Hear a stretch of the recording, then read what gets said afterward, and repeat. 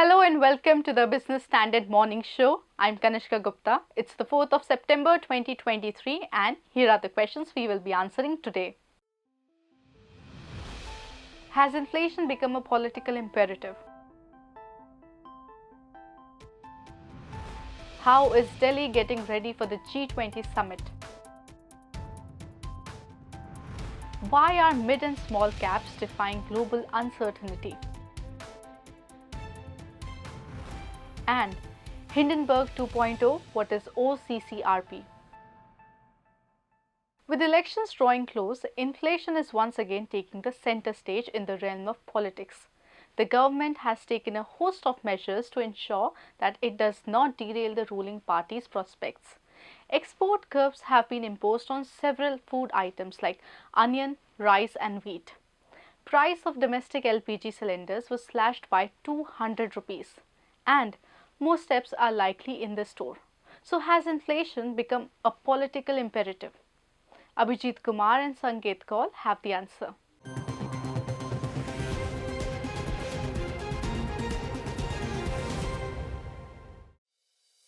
After a lull, India's retail inflation in July soared past way beyond the tolerance ceiling of the Reserve Bank of India and that of common people too. The central bank has a mandate to keep inflation at 4% with a tolerance band of 2 to 6%. Retail inflation hit a 15-month high of 7.44% for July, a steep jump from 4.81% in the preceding month. Surging food inflation, which was 11.5% in July, pushed retail inflation to this level. Consumer Food Price Index accounts for nearly half of the consumer price basket. In the latest meeting, RBI's MPC kept its stance hawkish while revising upward the Q2 FY24 inflation forecast by 100 bps to 6.2%, although it kept the policy rate unchanged at 6.5%.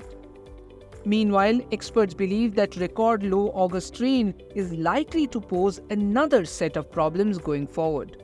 High retail inflation has sent the alarm bells ringing in the power corridors. The central government was already in a firefighting mode for a while now. It has taken a series of measures to boost supplies of essential food items, including rice, onion, and tomato. Recently, it ruled out lifting the ban put on wheat export. Rice export too is facing curbs, and the government recently added basmati in the list by imposing a minimum export price. Onions too are facing 40% export duty, and the government has started procuring it at the export rate to calm the nerves of protesting farmers. At the same time, the National Cooperative Consumer Federation of India has started selling onions at a subsidized rate of 25 rupees a kg. In June this year, the government reportedly announced to import 12 lakh tons of tur dal in the current fiscal, up by 35% from the last year to contain price rise. It had put a curb on sugar exports too last year. And recently, it slashed the domestic LPG prices by 200 rupees. The subsidy has been packaged as a Rakhi and Onam gift by Prime Minister Narendra Modi. According to a Reuters report, the government will have to spend an additional 4,000 crore rupees for the enhanced cooking gas subsidy, in addition to over 7,600 crore rupees it has budgeted for the current fiscal year. In Delhi, the decision will bring down the cost of a 14.2 kg cylinder to Rs 903 per cylinder. Pradhan Mantri Ujjwala Yojana households will receive it for Rs 703 per cylinder. The effectiveness of these measures can depend on a variety of factors, including the nature of inflation, like be it a supply side or a demand side. We need a better coordination with the state governments and central. Of course, we need to address the supply side measures to control inflation. Supply chain disruptions also are imperative in this. At the same time, control hoarding and black marketing of essential commodities. Of course, a balance of demand and supply needs to happen. Additional measures will have to be taken. We've had one of the driest monsoons of several decades. So price rise could worsen, and I believe there'll be more SOPs.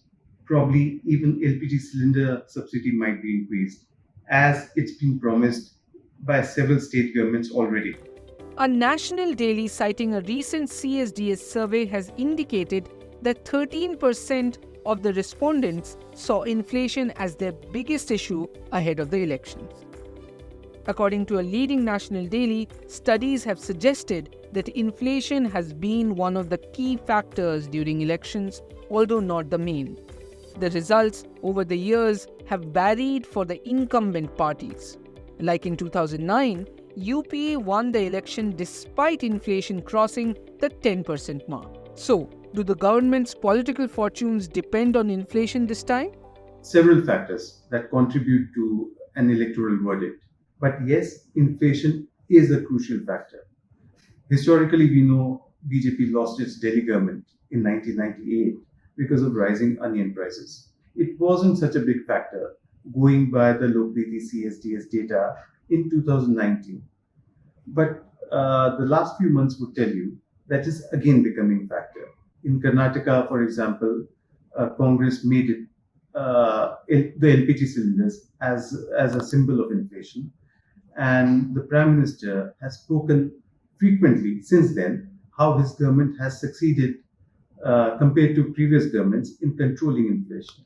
So I guess it'll remain a poll blank, and you'll see both the center and the state governments as well as the opposition talking about it. Of course, there will be substantial impact on it with regard to inflation, with regard to price hikes. But we are seeing a trend more than these issues. India is having a trend of voting for a leader or a face.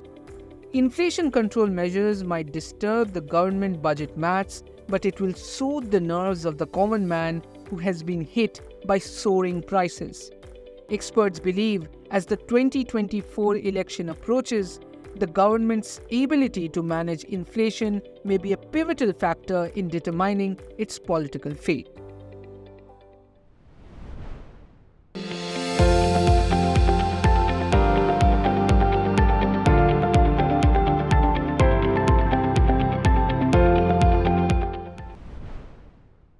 Apart from inflation, there are other pressing issues which is keeping the government busy. It's the G20 Summit.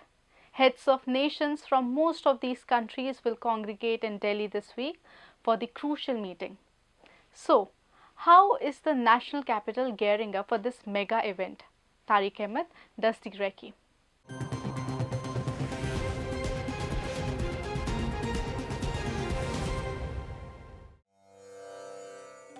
As India readies to host the 2023 G20 Summit on 9th and 10th September, the national capital is undergoing several transformations to prepare for the event.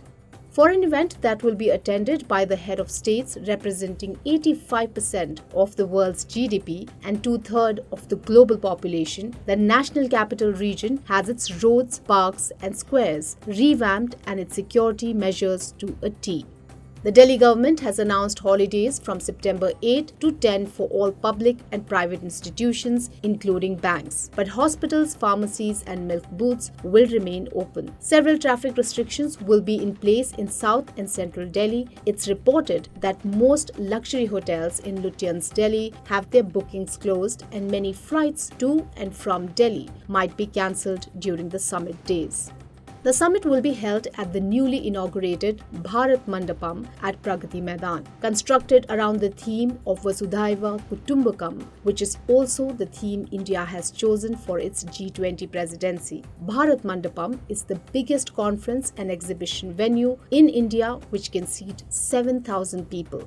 Among those expected to arrive are US President Joe Biden, Canadian PM Justin Trudeau, UK PM Rishi Sunak, Japanese PM Fumio Kishida, and Saudi Arabian King Salman bin Abdulaziz Al Saud.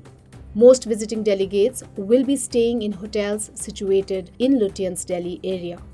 More than 700 Central Reserve Police Force personnel with previous experience as Special Protection Group or National Security Guards will be responsible for the safety of G20 delegates.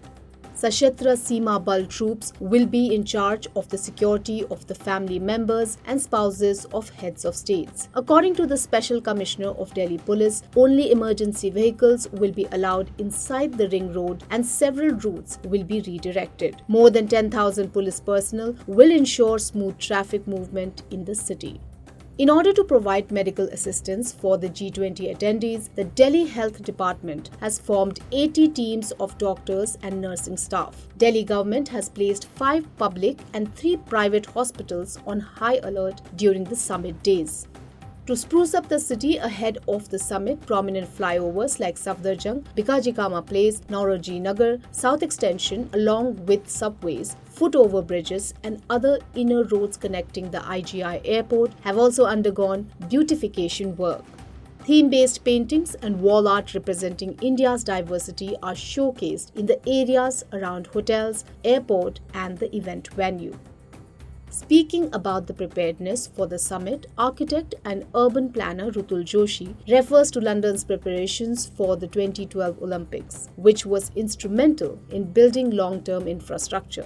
Is entirely up to the country and the city as to how do they want to sort of strategically and tactically use some of this investment and strengthen what is already existing in the city and create facilities which are not a mono-use facilities. They are the facilities which can be used by the city, its institution for many more years to come, right? So I think that's the whole point, that how do we take an advantage of G20 presidentship and take these events, create infrastructure, new transit lines, etc., and upgrade the infrastructure as an opportunity of an international event.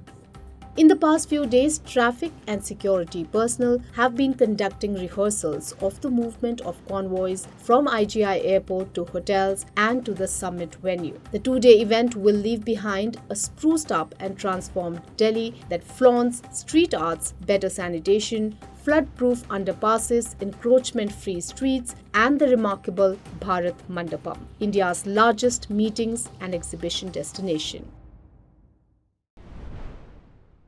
Interestingly, New Delhi's civic body has also deployed at least 30 people who will keep monkeys at bay from crucial spots during the G20. Clearly, the government is not leaving any stone unturned to make the event a success. Moving on, the benchmark equity indices were met with fresh global worries last month, which stemmed their strong rally to some extent. But the mid-cap and small-cap segments managed to hold ground, maintaining a sharp lead over large cap returns. So, what is sustaining this outperformance and how should investors approach these segments? Harshita Singh finds out in our next report.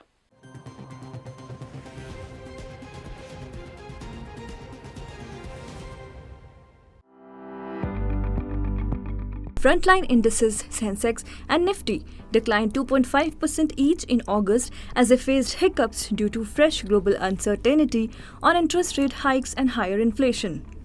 But the broader markets defiantly looked past these concerns last month, with the BSE mid-cap and small-cap indices gaining 2% and 6% respectively. On a year-to-date basis too, the two indices have surged up to 31% as compared to a 7% up move in the benchmark indices. Analysts say the two segments have withstood global headwinds due to the strong domestic earnings, especially in the capital goods and industrial sectors. After 2 years of underperformance by the small and mid-cap index till March this year, we've seen a catch-up rally by them since April, which has led to a significant outperformance of especially the small-cap index versus the large-cap index. A part of this rally can be explained because of higher weightages of capital goods and industrial names and auto ancillary names in the small-cap index vis-a-vis the large-cap index. And these sectors have done exceedingly well. The companies in these sectors have also, performed very well in the last few quarters. Bloomberg data shows that the Nifty 500 companies saw a robust 41% year-on-year earnings growth, with the non-BFSI earnings jumping 36% in the recent June quarter. This broad-based performance, experts note, has primarily been led by the ease in commodity prices. We believe that the EBITDA margin of many companies have improved significantly on account of the recent price hike announcement by these companies across sectors and subdued commodity prices throughout the last 1 year. All of this has resulted into larger profit pool for these companies. Hence, the stock price performance of the broader markets have been quite staggering throughout the last many months on account of higher profit margins. Valuation-wise, the Nifty Midcap 150 index is close to its 5-year average PE multiple of 25 times, while the Small Cap 250 index is a bit overstretched at 24 times over the 5-year average of 19 times. Thus, experts suggest a selective approach for the stocks in the space. Industrials sectors related to capex could do exceedingly well, and thus this outperformance of the small and mid cap index versus the large cap index could continue. One needs to be very careful in terms of the names you are selecting in this space, and it should be more bottom up rather than a top down approach. Thus, a bottom-up stock selective strategy is the most prudent way to approach mid-caps and small-caps, experts say. Today, on September 4, the Wall Street action will be guided by the global market reaction to Friday's jobs data in the US. He's making plans for an early retirement. Business Standard. Adani stocks resumed their rally on Friday, a day after a new report revived the memories of January 24 Hindenburg research report. The fresh set of allegations was made by the Organized Crime and Corruption Reporting Project. Nandini Singh tells us more about this organization.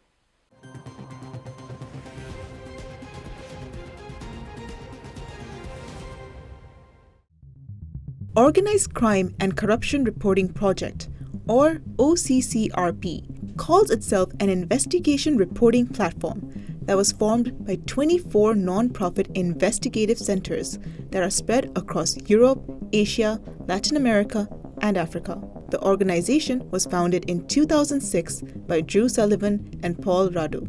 OCCRP claims that it focuses on exposing and fighting organized crime and other illicit activities, including corruption across the world. The organization conducts in-depth investigations into complex issues like bribery, environmental crimes, money laundering, human trafficking, fraud, and some other crimes that directly impact societies, and on a larger scale, economies.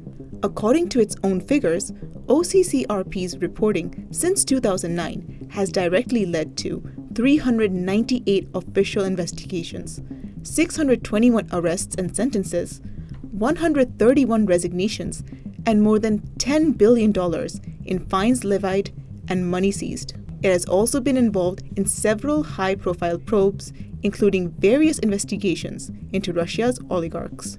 The OCCRP also worked on the Panama Papers project with the International Consortium of Investigative Journalists, producing more than 40 stories on corruption, which won it the 2017 Pulitzer Prize for Journalism. The organization has also been nominated for this year's Nobel Peace Prize for its work contributing to peace by unmasking political corruption and organized crime. The Adani Group has categorically rejected these allegations, terming them as concerted bid by Soros-funded interests to revive the meritless Hindenburg report. So how is American billionaire George Soros connected to OCCRP? The OCCRP website says that Soros's Open Society Foundation is one of the organization's 21 major institutional funders.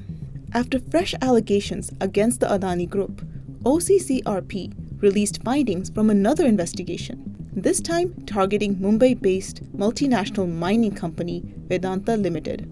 OCCRP said in its article that Vedanta ran a covert lobbying campaign to weaken key environmental regulations during the COVID-19 pandemic.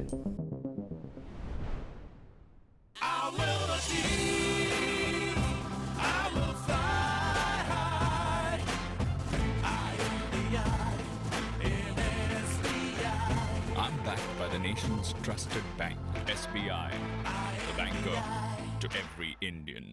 Opposition parties, meanwhile, have demanded a joint parliamentary probe into the allegations made in OCCRP. They are likely to raise the issue during the upcoming special session of Parliament. Well, that's all for today. For more news and analysis, please log into business-standard.com.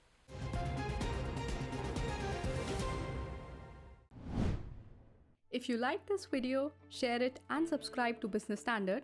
For more news, views and insights, log on to www.business-standard.com. Do also follow us on YouTube, Twitter, Facebook, Instagram, Telegram and LinkedIn.